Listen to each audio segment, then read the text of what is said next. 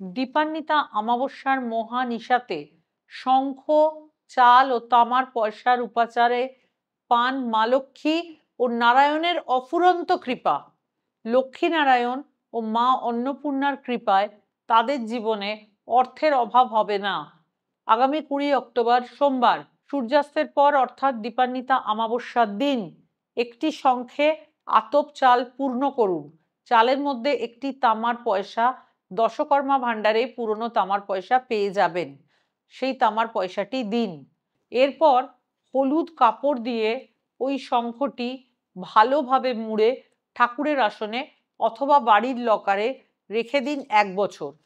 পরের বছর চাল, পয়সা, কাপড় পরিবর্তন হবে। এই প্রয়োগে দারিদ্রতা পালাতে বাধ্য হবে। আপনার জীবন থেকে সুন্দরভাবে আপনি এই উপাচারটি পালন করতে পারেন। এই উপাচার লক্ষ্মীর আশীর্বাদ যুক্ত।